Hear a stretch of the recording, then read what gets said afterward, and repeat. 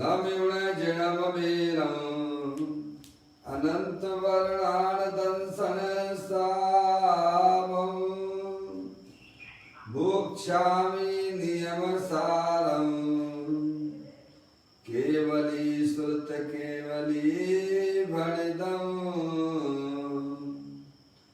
नमो करो अनंत उत्कृष्ट दर्शन ज्ञान मैं जिन वीर को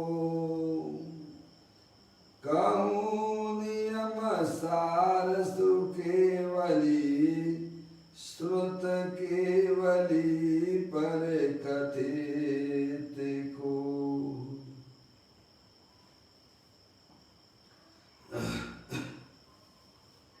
श्री नियम सार जी नामक यह परम आध्यात्मिक ग्रंथ स्वाध्याय हेतु यहाँ विराजमान है। आज से 2000 वर्ष पहले इस महान पवित्र ग्रंथ की रचना आचार्य श्री कुंद देव द्वारा की गई और उसके टीकाकार पदम प्रमलधारी देव मुनराज हैं।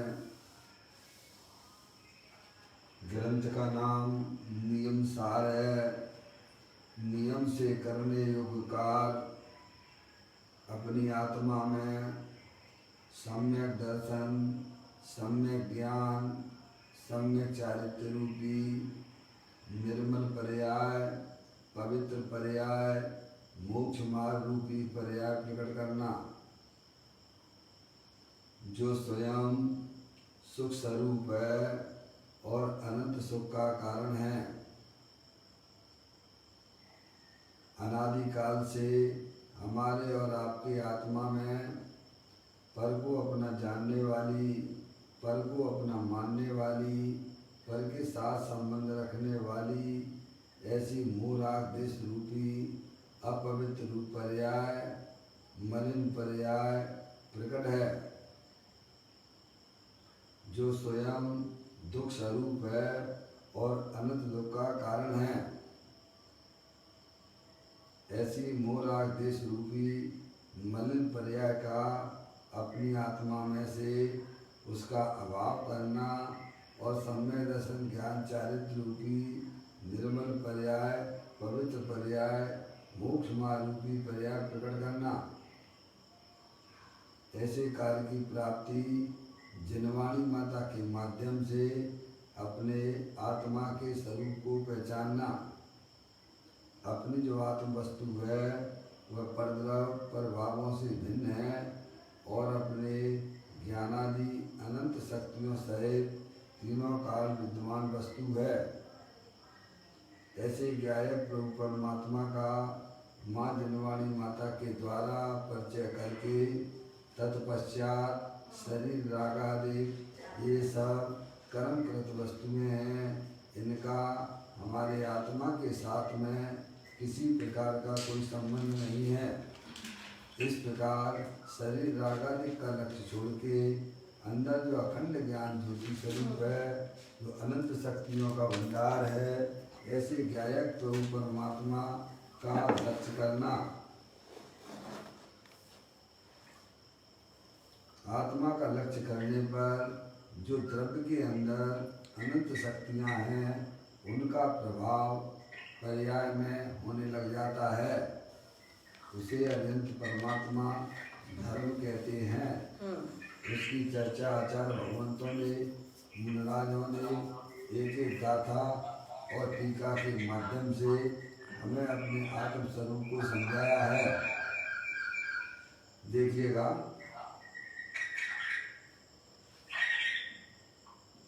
अपना माइक ये बंद कर देना भैया, जिसका भी एक्स्ट्रा खुला हुआ है ना। गाथा का पाठ करते हैं।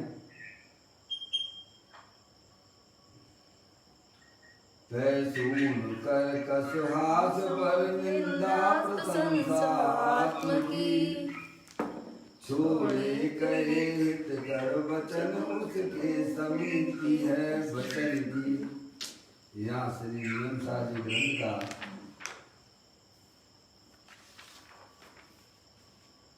चौथा अधिकार चल रहा है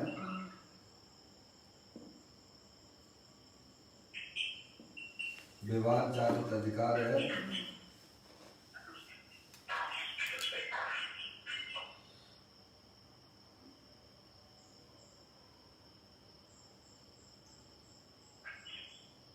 व्यवहार चालित अधिकार है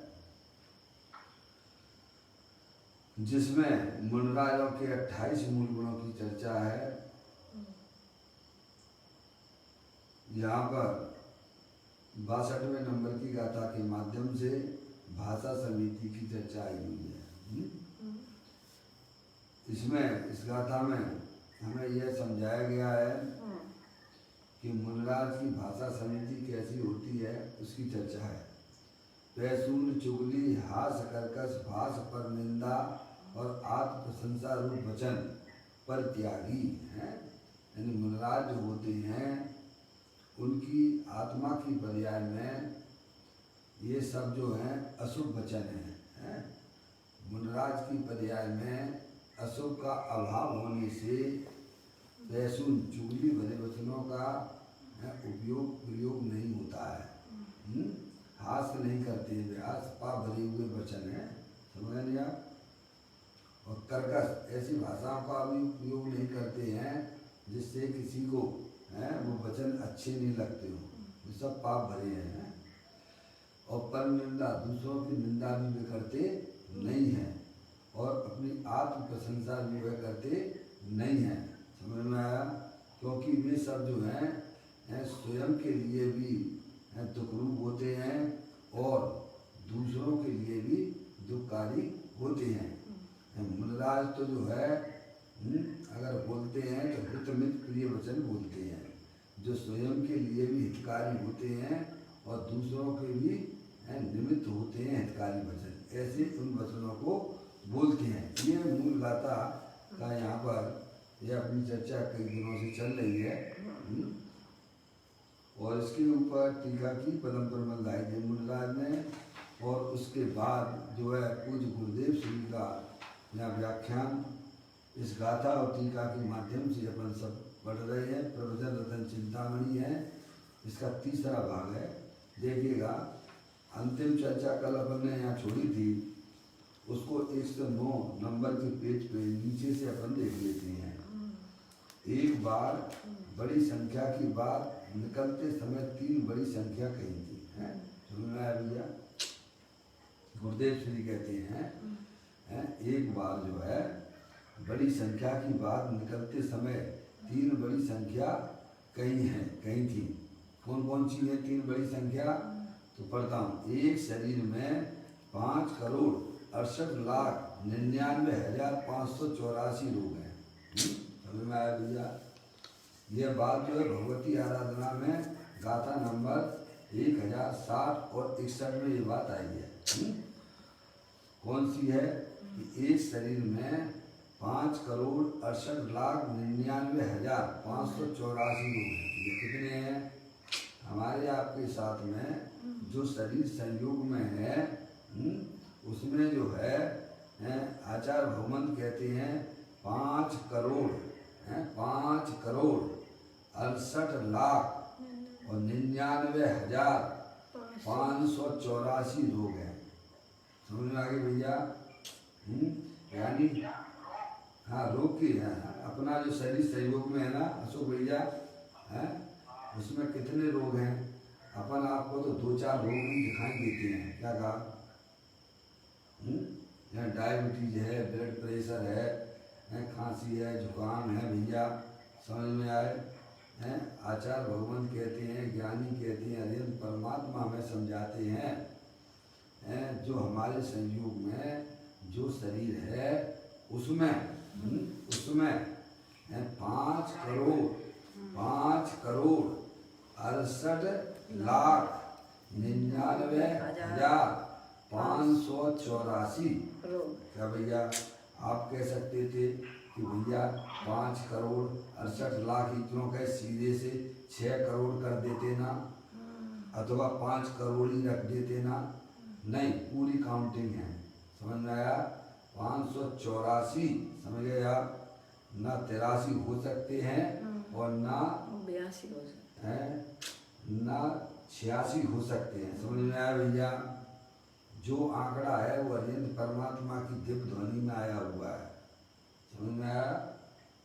इसका हमें ज्ञान और श्रद्धान पक्का करना चाहिए। समझ में आया? अशोक भैया, इसमें कम और ज़्यादा की यहाँ कोई बात ही नहीं है। जो जितना अंक दिया गया है वो भगवान की दिव्य ध्वनि में से आया हुआ है। 5,68,99,584 जो हमारे आपके संयोग में जो शरीर है उसमें इतने लोग हैं। समझ में आया? अजय भाई, आपको कितने लोग हैं अजय भाई? अजय भाई, हाँ जी, हाँ, बहुत सुंदर आपने जवाब दिया, मुझे बहुत अच्छा लगा। समझ में आया भैया? बहुत सुंदर बात की अजय भाई ने। हैं, हमें कोई रोग नहीं है। ये रोग तो शरीर के हैं। किसके हैं ये? रोग तो है संसार अवस्था में। रोग ना हो है तो अरिहंत परमात्मा शुद्ध परमात्मा होगा। क्या कहा भैया अजय भाई? रोग तो है पर ये शरीर का रोग है, हैं? हमारा रोग तो मोह राग द्वेष है। क्या है भैया? अब आप कहो कि मुझे मोह राग द्वेष भी नहीं है, हैं? तो वो तो फिर अरिहंत तो सिद्ध परमात्मा होना पड़ेगा भैया, है ना भैया? समझ में आया भैया? और द्रव्य दृष्टि से कहते हो तो हमें कोई तकलीफ नहीं है अजय भाई। अगर द्रव्य दृष्टि से कहते हो कि हमें कोई रोग नहीं है तो हमें कोई तकलीफ नहीं है ना भैया? हैं? रोग है, पहले मानो पर्याय में रोग है, शरीर में रोग नहीं है। ये जो संख्या बताई जा रही है 5,68,99,584 ये शरीर में रोग हैं। और हमारी गलती ये हो रही है कि शरीर को हम अपना जानते हैं, मानते हैं, तो हमें ये लगता है कि हमें रोग है। अशोक भैया, है समझ में आया भैया? हमें अपने रोग का पता नहीं है। शरीर के रोग को हम अपना रोग माने बैठे हुए हैं। हमारा अगर कोई रोग है पर्याय दृष्टि से तो मोह राग द्वेष जो है ये हमारा रोग है। समझ में आया भैया? और इसका इलाज कराने के लिए अरिहंत परमात्मा के सत्य साहित्य का उपयोग करना चाहिए। क्या भैया? मैं अनादिकाल से रोगी हूँ, उपचार कराने। क्या बोलते हो आप लोग पूजा में, मंदिर में? तो अनादि से भगवान की पूजा करते हो, भक्ति करते हो, पूजा करते समय ये बोलते हो कि नहीं बोलते हो कि प्रभु मैं अनादिकाल से रोगी हूँ और उसका उपचार कराने के लिए मैं आपके पास में आया हूँ। तो अनादिकाल का रोग आपका कौन सा है? ये शरीर तो अभी संयोग में हुआ है ना भाई। ये जो शरीर आपको संयोग में मिला है, ये शरीर जो है ना, ये अभी मान लीजिए आपके पास 50 साल से है, 60 साल से है, 70 साल से है। अशोक भैया, है ये शरीर का तो नवीन संयोग हुआ है ना, पर मैं तो अनादि का हूं ना, है? तो फिर मैं अनादिकाल से रोगी हूँ, उपचार कराने आया हूँ। तो फिर आपको ये ज्ञान होना चाहिए कि अनादिकाल से हमें रोग कौन सा है। होना चाहिए कि नहीं होना चाहिए? केवल मात्र भगवान को सुना देना इतना ही हमारा काम है क्या? जब हम ये बोलते हैं कि प्रभु मैं अनादिकाल से रोगी हूँ, तो आपको ये समझ में आना चाहिए कि मेरी आत्मा में जो मोह राग द्वेष के परिणाम है वह मेरी आत्मा अनादिकाल से चले आ रहे हैं। समझ में आया भैया? प्रभु मैं उसका उपचार कराने के लिए आपके पास में आया हूँ। उसका उपचार अरिहंत परमात्मा ही कर सकते हैं। किसी भी मत में इस प्रकार की व्यवस्था नहीं है। समझ में आया? पहले तो वे आत्मा को ही नहीं जानते हैं, आत्मा के रोग को जानने की बात तो अलग हो गई। समझ में आया भैया? ख्याल में आया? तो इतना रोग उन्होंने हमें बताया। ये जो हमारे आपके साथ में जो संयोग में जो शरीर है, उस शरीर में जो है ना 5,68,99,000 और 584 लोग हैं। ये भगवती आराधना के 1060 और 61 नंबर की गाथा में आई है। समझ में आया भैया? एक पाठ पूरा हो गया भैया। ये शरीर का रोग है, ये हमारा रोग नहीं है। और शरीर में कोई रोग हो जाए तो डॉक्टर साहब के पास में इतने पेशेंट आते हैं तो डॉक्टर साहब को कितनी तकलीफ होती होगी, है भैया? डॉक्टर साहब के पास में इतने सारे मरीज आते हैं तो डॉक्टर साहब को बहुत तकलीफ होती होगी ना, हर मरीज को देखते देखते। जैसे डॉक्टर साहब को विविध प्रकार के मरीज आते हैं तो डॉक्टर साहब को बिल्कुल भी तकलीफ नहीं होती है। समझ में आया भैया? ऐसे ही ये शरीर जो है आपका पड़ोसी है। कौन है भैया? पड़ोसी। इस शरीर में अगर 2, 4, 8, 10 रोग आपको अगर दिख जाए तो घबराने की जरूरत नहीं होना चाहिए। समझ? क्योंकि आचार्य भगवंत कहते हैं ये शरीर तो रोगों का घर है और आत्मा तो ज्ञान आदि अनंत गुणों का भंडार है। क्या है भैया? शरीर जो है ना वह तो रोगों का घर है भैया, और अपनी आत्मा जो है ना अनंत गुणों के भंडार वाली है। और तुम आत्मा हो, कौन हो भैया?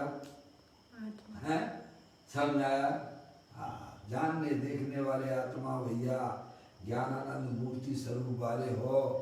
हैं? जैसे डॉक्टर विविध प्रकार के मरीजों को देखने पर उसे किसी प्रकार की कोई तकलीफ होती नहीं है, ऐसे ही हमें डॉक्टर बन के, क्या कहा, आत्मा के डॉक्टर बन के इस शरीर को ज्ञाता दृष्टा रूप से देखते जानते रहना है भैया। उन्हें अपना नहीं जानना। समझ में आया भैया? तो पर्याय में होने वाले जो रोग हैं वे रोग भी खत्म हो जाते हैं। आगे बात समझ में? यही एक उपाय है, दूसरा कोई उपाय नहीं है। एक बात तो ये आई, 3 बातें बड़ी संख्या की बात की जा रही है। अब दूसरी बात उन्होंने की है कि आकाश में एक सूर्य और एक चंद्र के साथ 66,975 कोड़ा कोड़ी तारे हैं। क्या भैया? आप लोगों की बहुत जिज्ञासा रहती है भैया, तो जैन धर्म के भूगोल को भी पढ़ना चाहिए। समझ में आया भैया? कि साहब ये आकाश में कितने सूरज हैं, कितने चंद्रमा हैं और कितने तारे हैं, उसका सही ज्ञान करना है तो जैन धर्म के भूगोल को पढ़ना चाहिए। उसमें ज्ञानी हमें समझाते हैं कि एक सूरज और एक चंद्रमा है भैया, जो आकाश में एक सूरज और एक चंद्रमा है, उसमें जो है 66,975 66,000 और 975 कोड़ा कोड़ी, क्या आगे लगाना, कोड़ा कोड़ी इतने तारे हैं। क्या भैया? अशोक भैया, कोड़ा कोड़ी का मतलब समझ गए? 1 करोड़ में गुणा करो तो कोड़ा कोड़ी हो जाते हैं। इतना एक सूरज और एक चंद्रमा का इतना बड़ा परिवार है। समझ में आया भैया? और विशेष जानना हो कि कितने सूरज हैं, कितने चंद्रमा हैं, उन्हें जैन दर्शन के भूगोल को पढ़ें। समझ में आएगी भैया? यहाँ तो यह बताया जा रहा है कि एक सूरज और एक चंद्रमा जो आकाश में है उसके साथ में रहने वाले तारों की संख्या जो है 66,975 कोड़ा कोड़ी है। समझ में आ गई भैया? अब ये तीसरी बात आती है, वो भी आप देख लीजिएगा। कहते हैं ब्रह्मदत्त चक्रवर्ती को यहाँ की एक श्वास जितने काल के फल में 7वें नरक का 11,56,975 पल्लोपम का दुख प्राप्त हुआ है। ब्रह्मदत्त की बात करते हैं। ब्रह्मदत्त एक चक्रवर्ती हुए हैं भैया। उनकी आयु जो है, शरीर की आयु जो था 700 वर्ष की थी। कितनी थी? 700। समझ में आया? और वह चक्रवर्ती जो है भोगते हुए मरा। समझ में आया? तो वह जाके नरक में गया। कहाँ गया? राजेश्वरी और नरकेश्वरी। समझ में आया? ये नियम है। अगर चक्रवर्ती भोगों को नहीं छोड़ता है और वहीं जाके अगर कैसा में रचपच जाता है तो नियम से वो है नरक में जाता है। समझ में आया भैया? ख्याल में आया? देखो ये सिद्धांतिक वाली बात है? जो है ना देवगति के देव हैं, देवगति के देव है ना, उनको बड़ा वहाँ पे जो है उस भोगों में इतने मस्त हो जाते, इतने मस्त हो जाते हैं, फिर वे नरक में नहीं जाते हैं, वे नीचे सीधे निगोद में चले जाते हैं। कहाँ चले जाते हैं? वो नरक से भी ज्यादा खतरनाक जगह है। क्या कहा? नरक में तो संगीत पंचेंद्रीय जीव होता है, और निगोद में तो एक इंद्रिय जीव होता है। भैया को समझ में आ रही है बात? देव गति का देव है, और अगर उसमें मस्त रहता है, जब उसकी आयु तो शरीर की पूरी होगी ना, शरीर किसी का अजर रहा है क्या?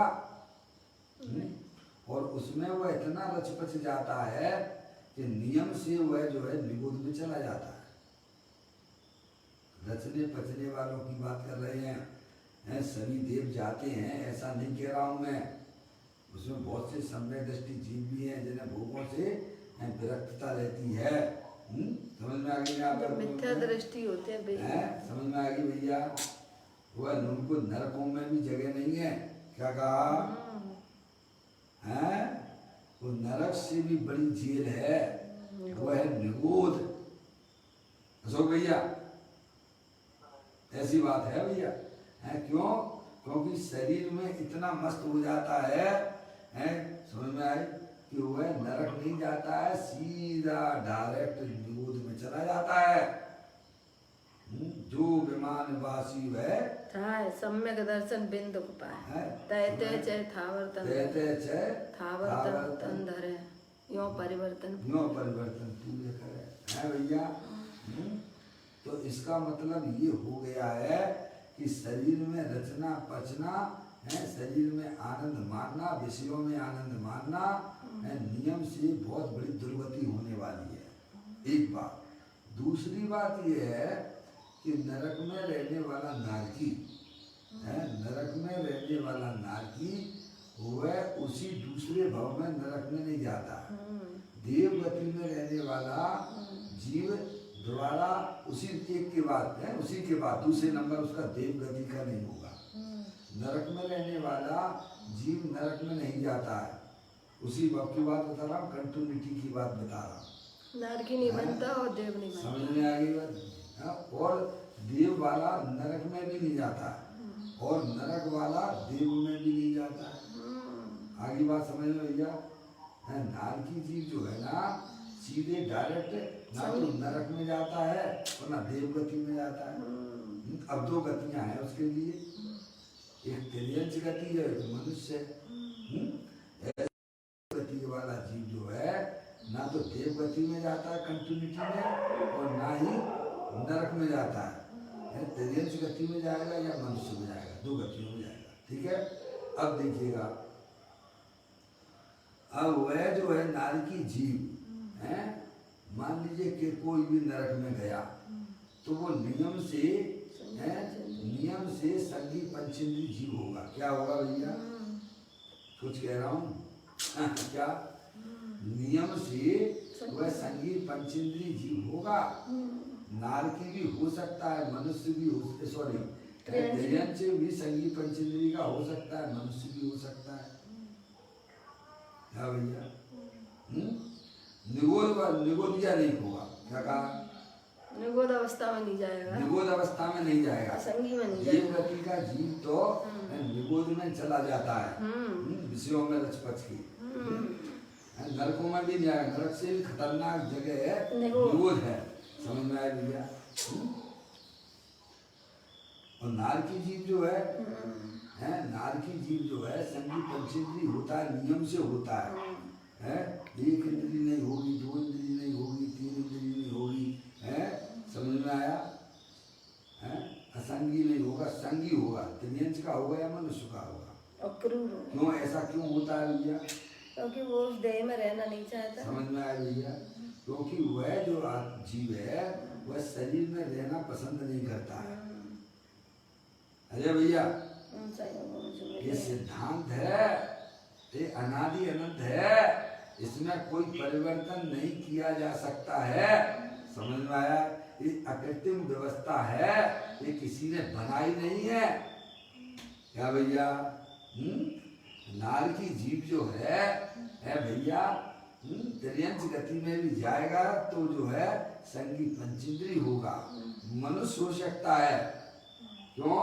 क्योंकि उसका हेतु ये है कि वह शरीर में रहना पसंद करता नहीं है। समझ में आया भैया? अब देख लीजिएगा भैया, वो शरीर में रहना पसंद करता है देवपति का जीव तो निभूत चला जाता है भैया? अपनी अपनी देखो कि परिणाम हमारे कैसे काम कर रहे हैं। ये बात इसीलिए बताई जा रही है।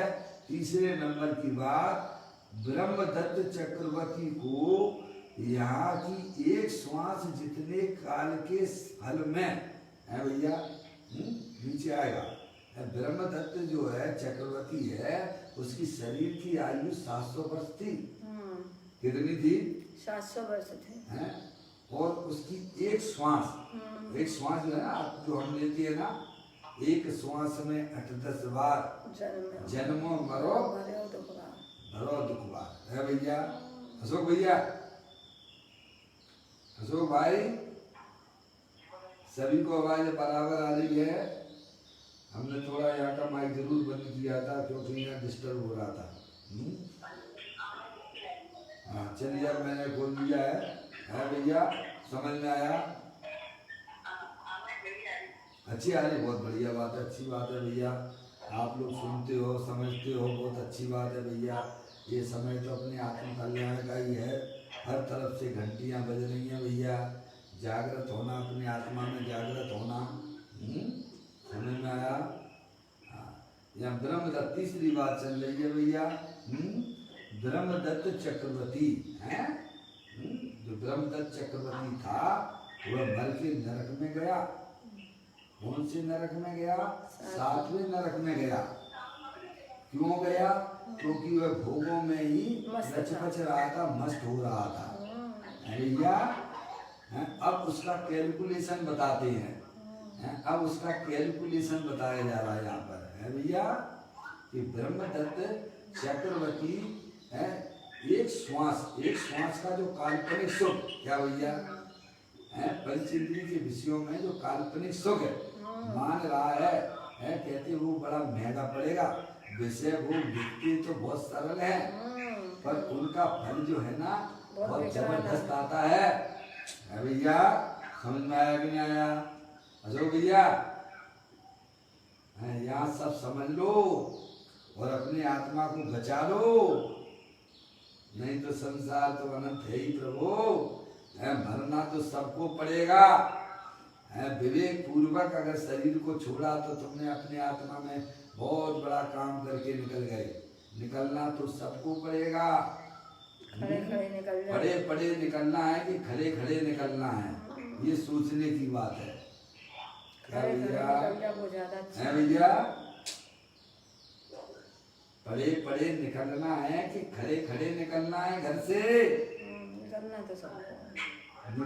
हाँ, निकलना तो सबको पड़ेगा भैया। खड़े खड़े निकलोगे तो विवेक पूर्वक उसमें ज्ञान होगा, और पड़े पड़े तो भैया निकलोगे तो निबोध में जाके दिखाई देंगे। बुद्धि पूर्वक भोगों को ग्रहण किया है तो बुद्धि पूर्वक उन भोगों को छोड़ना भी तुम्हें ही पड़ेगा। और जिनने भी छोड़ा है बुद्धि पूर्वक, वे आज सिद्ध परमात्मा बन के अनंत सुख में उनकी आत्मा झूल रही है। जो संसार विषय सुख होता तीर्थंकर क्यों त्यागे, काय को शिव साधन करते संयम सो चित्त लागे। यहाँ किसी भगवान की नहीं चलती है, यहाँ तो वस्तु स्वरूप की चलती है। समझ में आया? तो कहते हैं ब्रह्मदत्त चक्रवर्ती को यहाँ की एक श्वास है भैया, यहाँ की एक श्वास जितने काल के फल में है, कितना 7वें नरक का सातवें नरक है नहीं भैया, सातवें नरक जो है ना है, उसकी 33 कितनी स्थिति है सातवें नरक की भैया? 33 33 सागर। कितने? हाँ, सागरों का भी एक सागर का माप अगर लेने बैठ जाओ ना तो दिमाग खराब हो जाएगा। अजय भैया हजारों करोड़ों खरबों अरबों वर्षों की बात नहीं है, समझ में आया भैया? ऐसा गजब का सागर है जैन दर्शन का गणित। हाँ भैया, समुद्र की एक एक बूंद 100 साल के अंदर निकालो और जब तक वह खाली ना हो जाए है भैया, वह भी एक सागर के अंतर्गत नहीं आती है। क्या कहा भैया? हैं क्या कह रहे हैं? समुद्र की एक एक बूंद जो है ना है, उससे निकालो है, सुई की नोक से निकालो और जब तक वह खाली ना हो जाए है भैया, उससे बड़ा भी एक सागर होता है। अभी हमको समझ में नहीं आती है, समझना? तो कहते हैं ब्रह्मदत्त चक्रवर्ती के जो है 700 साल की उसकी शरीर की उम्र थी और वह गुस्से भोगों में इतना मस्त हुआ, इतना मस्त रहा है भैया काल्पनिक सुखों में कि उसको जो है मरण उपरांत नरक में जाना पड़ा। अरे भाई जैसा खाना खाओगे ना प्रभु हैं, और वैसी तो डकार आती होगी ना, ऐसा तो रहोगे हैं भैया। कस्तूरी का सेवन करो और लहसुन की डकार आती हो, क्या कहा भैया?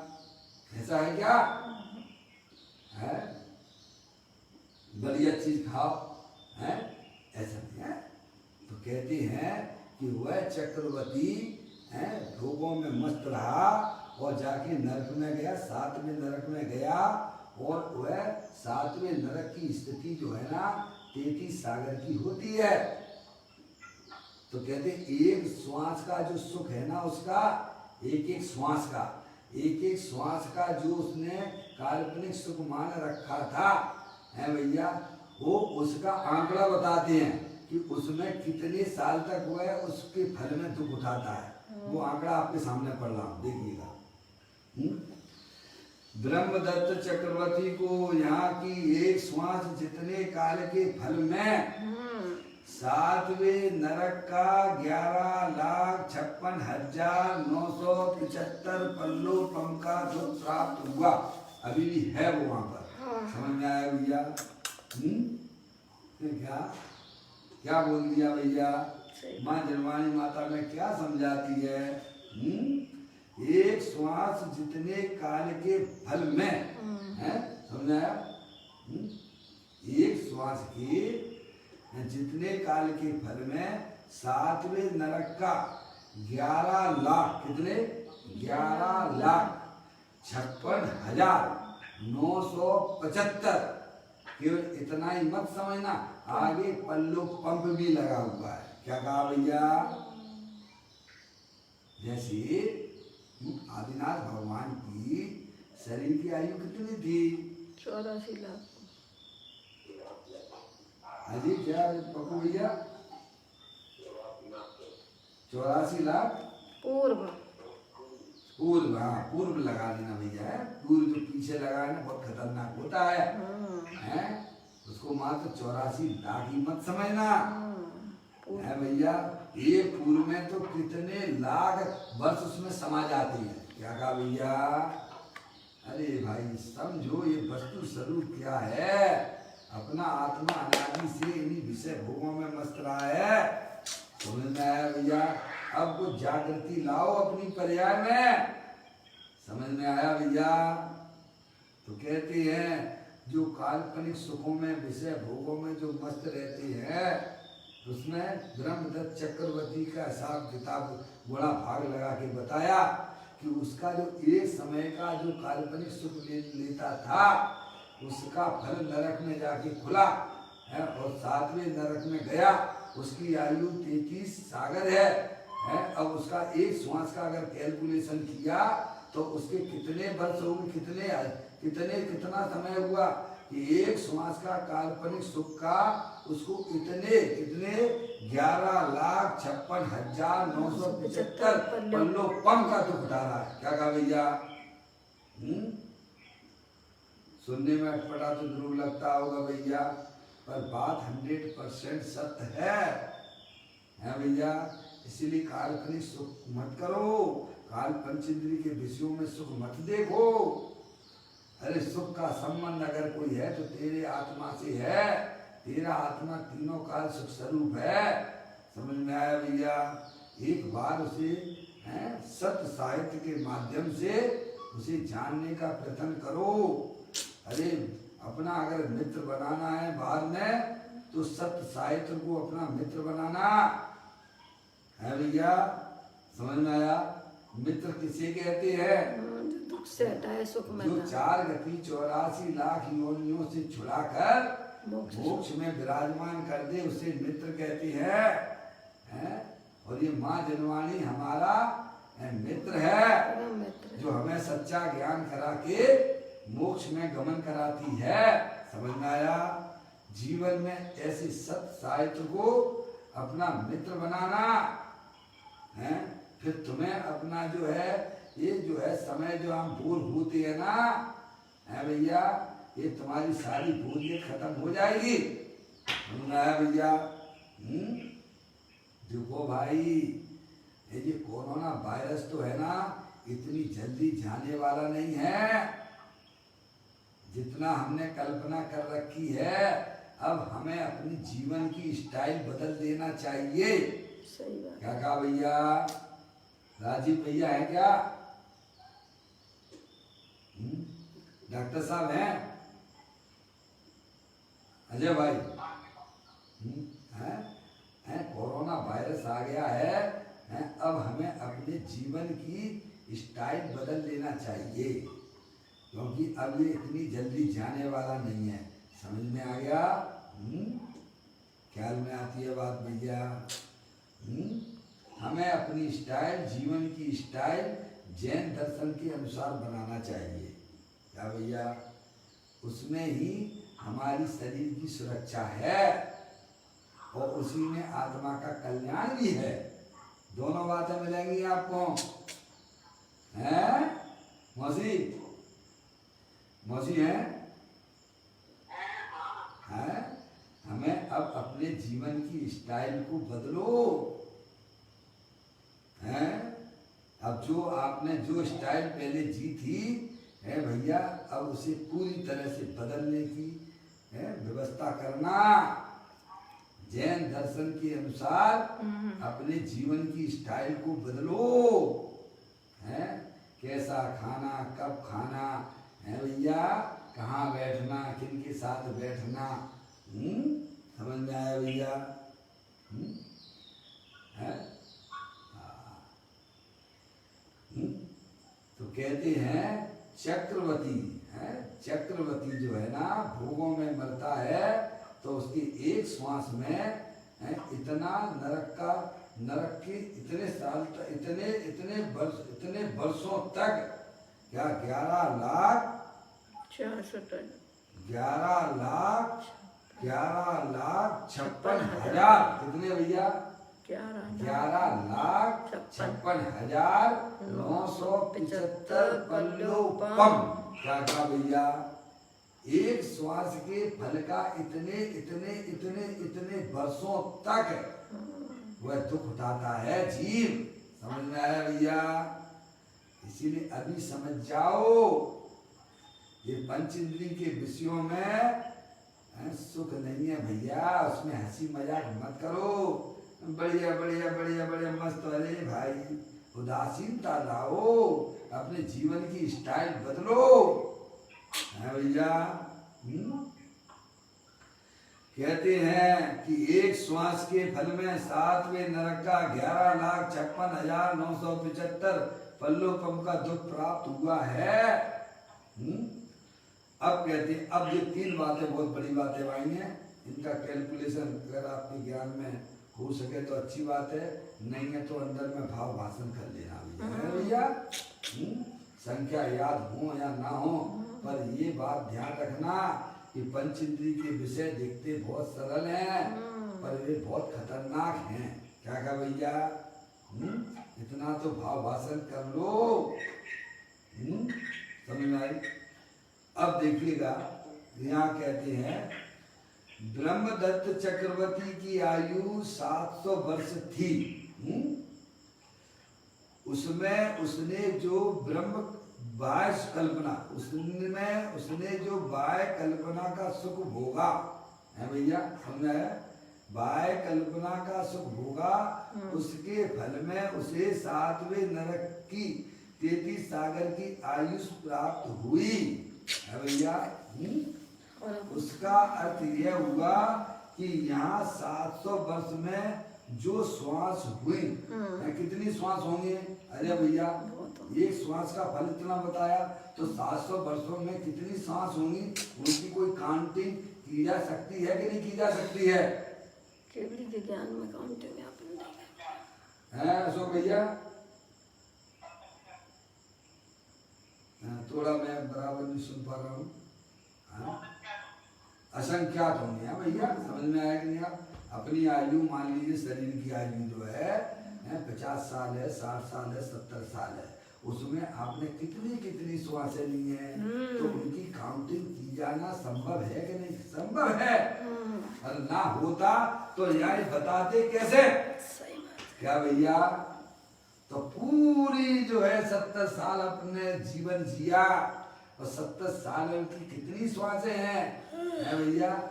उन सबको मिला लो, या तो कहते 11,56,975 पल्लोपम एक श्वास के इतना दुख भोगना पड़ता है।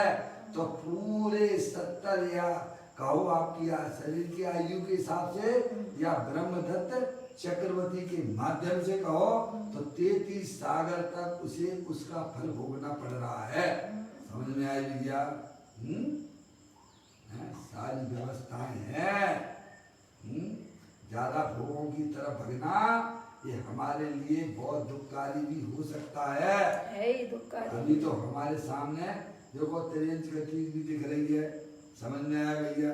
जब हम खुद ही त्रियंच गति में होंगे तो क्या खाक समझेंगे? क्या वहाँ क्या विवेक करोगे? कौन सुनाएगा तुम्हें? कौन तुम समझोगे? ऐसी बुद्धि भी होगी हमारे पास में? क्या चीटी बन जाओगे? हैं? आज तो हमें दिख रहा है ना, ये हमारे आदर्श है ना। ऐसा मैं अनंत बार चीटी हुआ हूँ है भैया। छोटी छोटी बातों पर लड़ाई झगड़ा करने लग जाते हो भैया। पप्पू भैया हैं? कितना अपने आत्मा में क्रोधाधिक परिणाम करके पंच इंद्रिय के विषयों का लक्ष्य करके कितने पाप कर्म को बांध लेते हैं भाई। हैं? यहाँ विवेक करने की बात है। समझ में आया? जो अपन कर सकते हैं। कहते हैं ब्रह्मदत्त चक्रवर्ती की आयु 700 वर्ष थी। उसमें उसने जो बाह्य कल्पना का सुख भोगा है। भोगा क्या? अरे बाह्य कल्पना का सुख भोगा क्या? कल्पना ही तो कल्पना है, भोगना क्या होती है? हैं? कल्पना कोई भोगने की होती है क्या? है? मान लिया। क्या कहा भैया? माना ही है कि ये सुख है, वो है तो समझ में आया? उसमें आत्मा का सुख कहाँ है भैया? ये स्त्री मेरी है, एक पुत्र मेरा है। एक कोरोना वायरस अगर शरीर में घुस जाए ना, तो स्त्री तुम्हारी शक्ल देखना पसंद नहीं करेगी। पप्पू भैया है, एक भोपाल में एक जो है एक पिता को लड़के, उसका पिता पुत्र के पिता को मरणांत हो गया, और पुलिस वालों ने कहा कि बेटा तुम अपने पिता को दाह संस्कार कर दो। तो बेटा कहता है कि मैं नहीं कर रहा हूँ, तो मैं जो करना हो तो करो। क्या कह रहे भैया? क्या समझ में आई पप्पू भैया? हैं? पिता पूरी जिंदगी अपने पुत्र को अपना अपना कह के मर गया।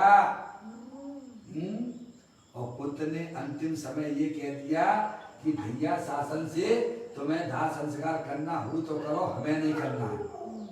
लो भैया है, अगर आचार्य भगवंतों ने नियम सार ग्रंथ में परम प्रबंधाई देव मुनिराज ने कहा है कि ये जो परिवार आपको मिला है वो ठगों की टोली है। अब हकीकत पता है भैया, अब तो समझ में कुछ दिख रहा है कि नहीं दिख रहा है? 24 घंटा उनके निमित्त से भैया पाप का बंद किया करते हो। ये स्त्री मेरी है, ये बच्चे मेरे हैं, निरंतर बैरमुखी होकर उनके निमित्त से पाप कर्म बांधते रहते हो। ये कल्पना छोड़ो, अपना तो मात्र एक चेतनेश्वर भगवान आत्मा है जो अनंत शक्तियों के भंडार वाला है। उसमें अपनापन लाओ, उसे पहचानो। है भैया, ये काल्पनिक जीवन कब तक जीते रहोगे? अनादिकाल से कल्पनाओं का ही जीवन जी रहे हो। अब तो अपनी हकीकत में आ जाओ ना। है?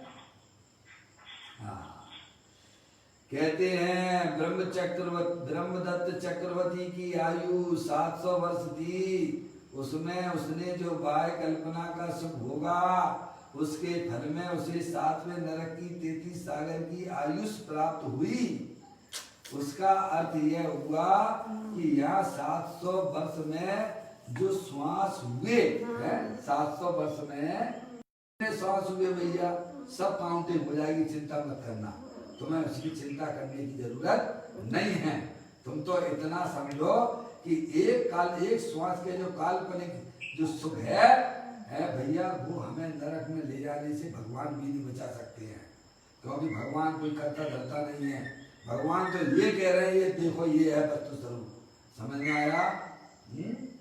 कहते हैं यहाँ 700 वर्ष में जो श्वास हुए, उनमें से एक श्वास जितने काल के फल में 7वें नरक का 11,56,975 पल्लोपम, क्या लगा दिया, पल्लोपम का दुख प्राप्त हुआ है। एक श्वास का इतना लंबे काल का समय दुख में बिता रहा है। समझ में आया? तो 700 वर्ष में जितनी श्वासें हैं उसका टोटल कितना हुआ? 33 सागर हुआ।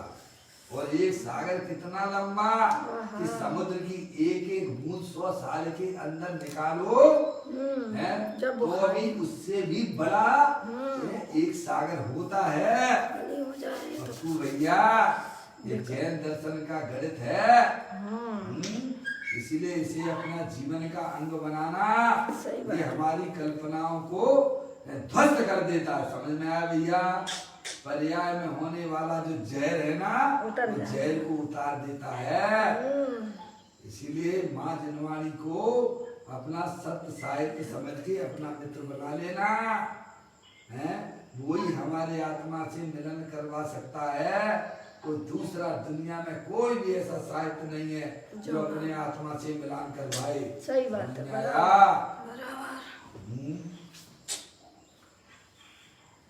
कहते हैं जितने काल के फल में 7वें नरक का 11,56,975 पल्लोपम का दुख प्राप्त हुआ है। जब आत्मा में, अब देखिएगा, अब आत्मा की बात आ गई भैया। जब आत्मा में 3 काल के समय से भी है, जब आत्मा में 3 काल के समय से भी अनंत गुणे गुण है। कितने हैं भैया? 3 काल से भी कितने गुणों का भंडार है हमारा आपका आत्मा है भैया। भूल गए हो? ये मनुष्य पर्याय जनवाणी माता का समागम अपने आत्मा के वैभव को बताने वाला है। कहते हैं जब आत्मा में 3 काल के समय से भी अनंत गुण हैं। कितने गुण हैं? अनंत गुण हैं। एक जीव द्रव और उसमें एक अनंत जीव द्रव। समझ में? एक द्रव की काउंटिंग बताई थी, पहले भी बताई थी। जीव द्रव में कितने गुण हैं? तो कहते हैं जीव अनंत है, उससे अनंत गुणे उदगत द्रव्य है, और उससे अनंत गुणे 3 काल के समय है, और उससे भी अनंत गुने आकाश के प्रदेश हैं, और उससे भी अनंत गुने एक जीव द्रव्य में इतने गुण हैं। ये बात किसने कही है? ये अरिहंत परमात्मा की दिव्य ध्वनि में आई है। सही बात है। ऐसे अनंत गुणों का धारी मैं हूँ। ऐसे अनंत गुणों का धारी तू है। महिमा नहीं आ रही, अपने वैभव को भूल गया है। भूल गया है। हाँ, वो महामद पियो अनादि से। भूले आप, आगे क्या लिखा है भैया? भूले आपको घर मत का हैं? चह डाला तो मुझे पूरी याद है भैया भगवान। अरे बहुत अच्छी बात है, तुझे याद है, पर भाव भाषण भी तो कर ले। रोज पाठ भी कर लेगा है मोह महामद पियो अनादि से। एक ही धंधा कर रहा है, परद्रव से प्रेम कर रहा है तू। की मदद शरीर है सो मैं हूँ, और शरीर से संबंध रखने वाले स्त्री पुत्र दुकान मकान रुपया पैसा ये मेरे है। ये तूने भोज रूपी मदरा पी रखी है, तुझे कुछ समझ में आती नहीं है।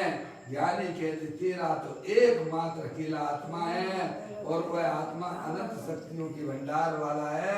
उसमें तू अपनापन स्थापित कर। क्या भैया? तो तेरी भोज रूपी मदरा फैल हो जाएगी। समझ में आया? कहते हैं भैया, जब आत्मा में तीन काल के समय से भी अनंत गुणे गुण हैं, तथा उन अनंत गुणों की क्या कहिया? कितने गुण है अपनी आत्मा में भैया? कि जीव द्रव अनंत, उससे अनंत गुणे उदगल द्रव, और उससे भी अनंत गुणे तीन काल के समय, और उससे भी अनंत गुणे आकाश के प्रदेश। कितना है आकाश? चले जाओ, चले लोकाकाश तो ये अणुवत है। क्या कहा भैया? लोकाकाश तो अणुवत है। उसके पीछे लोकाकाश लोकाकाश लोकाकाश लोकाकाश है। जहाँ तक तेरा ज्ञान काम ना करे ना, वहाँ तक विशाल आकाश द्रव्य विस्तार से भरा हुआ है। लोकाकाश तो भैया